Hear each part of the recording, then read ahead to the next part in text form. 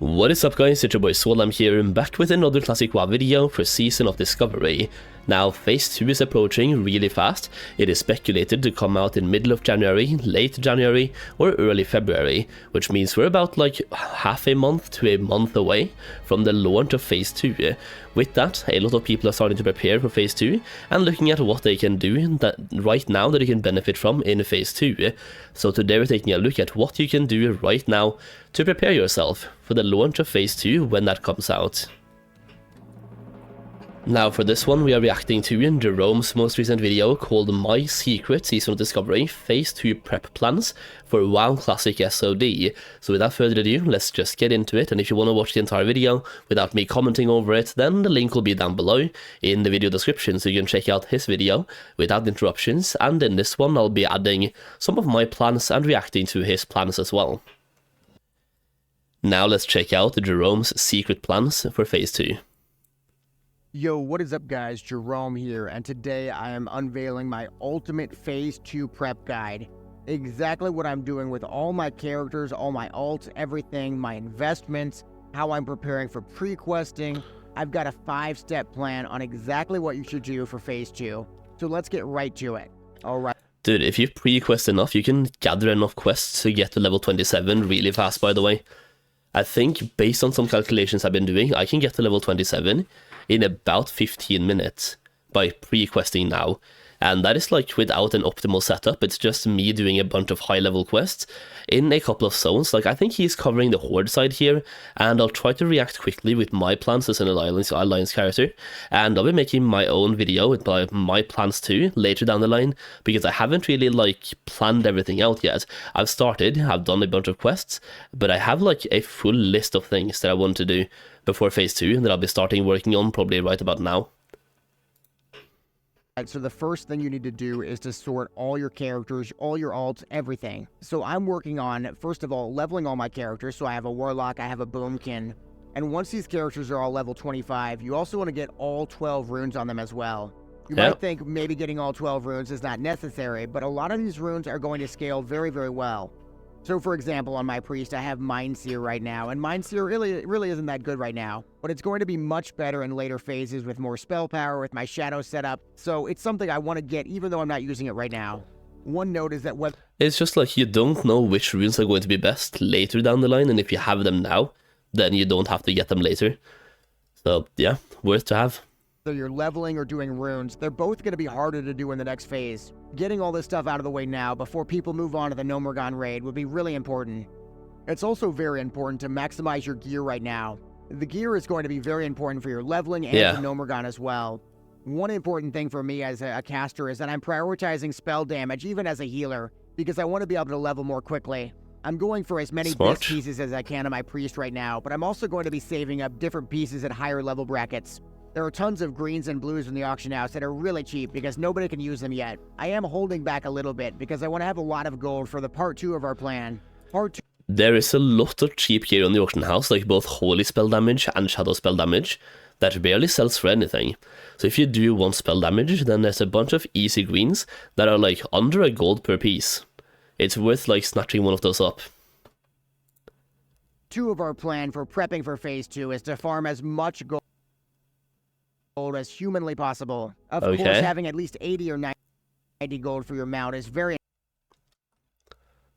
important at level 40. It's also safe to assume there will be a new gold sink because Blizzard has loved putting in gold sinks for the runes for the first phase. We also have to save money so we can have I think the gold sink coming in Phase 2 is going to be dual spec, by the way. I have a big hunch that it's going to be dual spec, and it's going to be like, I don't know, let's just say 50 gold, 100 gold, 50 gold for dual spec. Just like, at least have it be a gold sink. Don't have it be 1,000 gold because that's like epic mount territory, but 50 gold for dual spec, I think that's more than fair. And then if somebody has several characters, then it's much more, right? But 50 gold for dual spec, then it's just like, do you want dual spec? Do you not want it?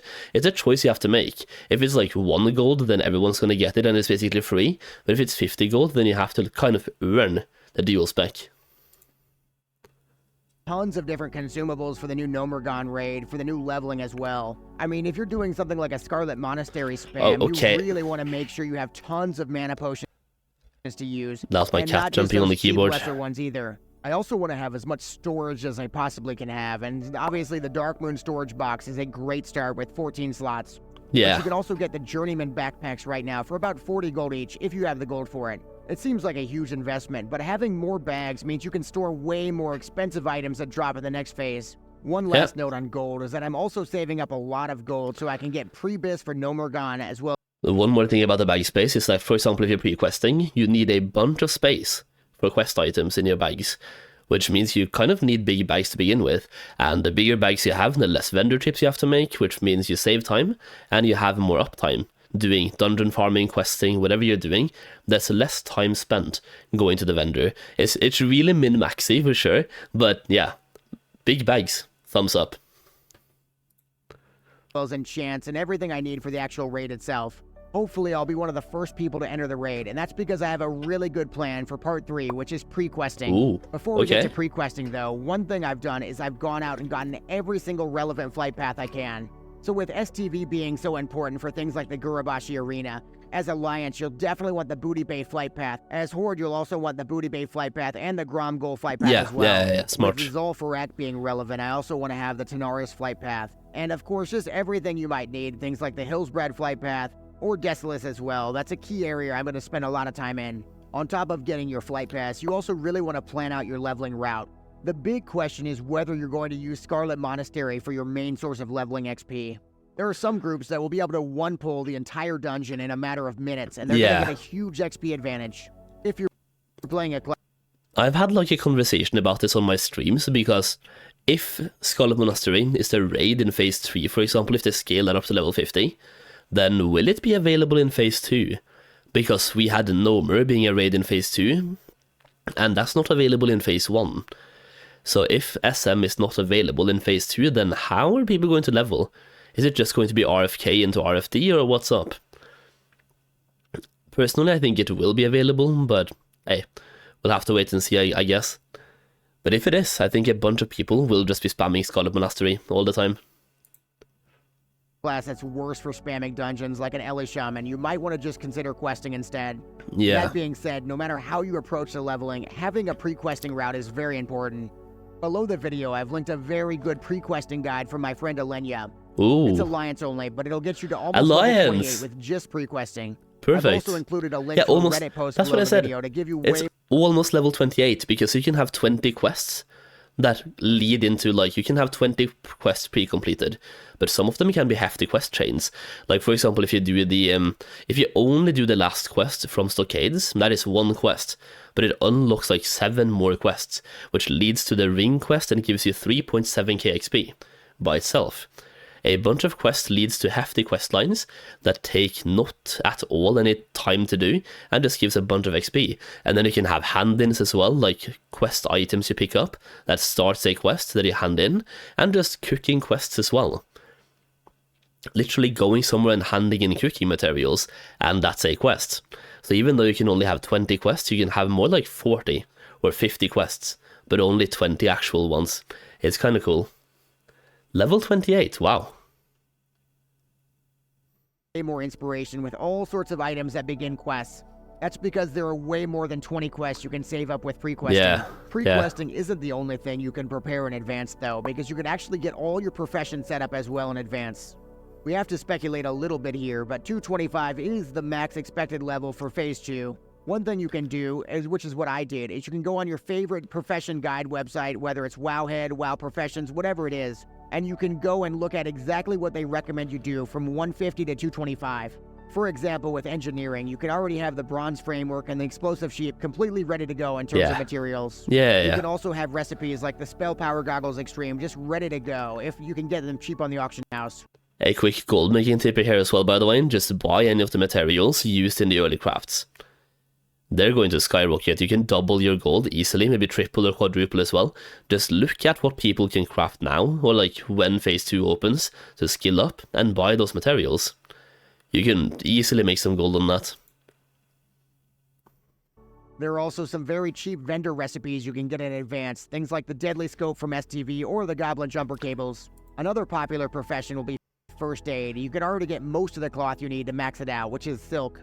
One thing I also plan to do is to put an alt at the first aid guy so I can just immediately buy the book when it comes out, and then I can send it to my main. Ooh, one smart. really cool one you can max out right now is cooking, because with cooking with the Curiously Tasty Omelet, you can already get to 175 the second the phase drops. So I've basically stockpiled all the items for the Curiously Tasty Omelet, and I already have the recipe ready to go. Then to get to 225, you can already buy the Roast Raptor recipe and all the materials you need to max out your cooking. On top of that, some of the best cooking recipes like the Monster Omelet or the Tender Wolf Steak, you can already get the recipes right now, so you're ready to go. Ooh. So this leads perfectly into the number 5 prep thing that I'm doing, which is to max out your reputations, or at least get them as high as you possibly can. The most important rep by far is the supply. I was gonna see, which reps is he talking about? Because I'm doing the one he's doing here, the supply chain thing, like Azeroth Commerce Authority for Alliance and the Durotar one for Horde, but also the PvP one, the Ashenvale event. That one is kind of important, because you can get items right now in Phase 1, and you can get brand new ones in Phase 2. Supply officer rep. So this is a little bit of speculation, but it's very likely the next rune from the supply officer will be an honored reputation. So I know it's already be have frustrating, that. but you've got to push through and get to honored, because otherwise you'll be stuck doing this when the next phase drops. Another thing you want to do is to get rank 3. So rank 3, sure, you unlock a cloak, but that's not the important part. The important part is in Season of Discovery, your rank doesn't degrade. So because if you get rank 3, you're just going to have a head start on the next set of gear.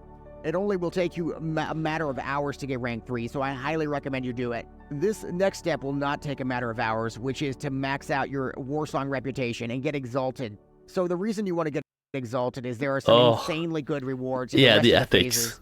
Like in Phase 2, you get some really good epic bracers.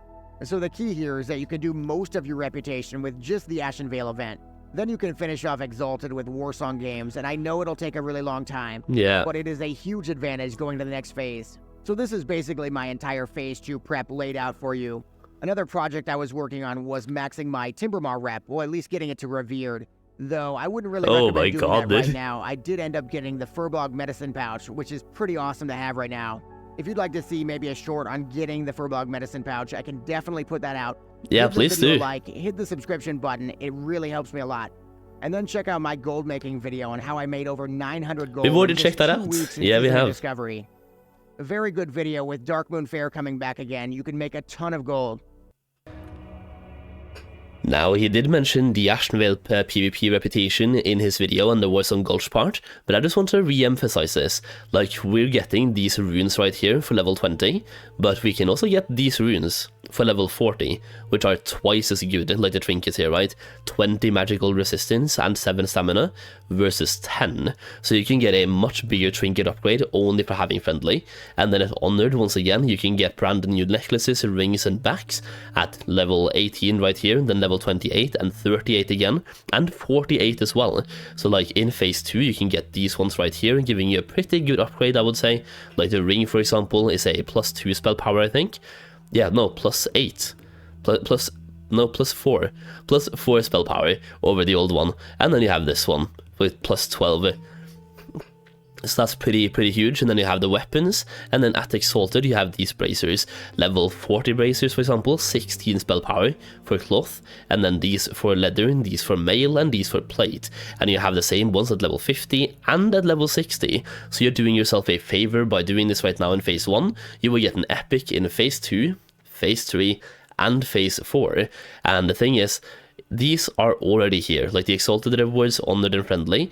The Revered ones, you have the weapons. That being said, like once again, you have weapons for level 18, 28, 38 and 48, but for SOD, they've scaled the weapons up, so you have level 25 weapons, and if that happens again in Phase 2, you might, instead of having a level 38 weapon, you might have a level 40 weapons, so it will deal even more damage than the level 38 one, but even if you don't, you will have the level 38 version. Once again, a really good and thorough video by Jerome. I'll be linking the whole video in the video description down below, so you can check that out without me interrupting and without me commenting as well. I'll be making my own Phase 2 kind of prep / plan video before Phase 2 comes out, but for me, I'm still in like the planning stage. I'm still trying to perfect my plans, which one I'm going to main, my professions, what I'm doing, what I'm buying, and which quests I'm doing as well. But once I have everything put together, I'll make a video about it and help you guys out too. If you enjoyed this video and me reacting to it, let me know in the comments down below by leaving a like and commenting what you're doing for Phase 2 and when you think Phase 2 is going to come out. Either way, hopefully you enjoyed this video today, and thank you so much for watching. As always, I'll see you again very soon.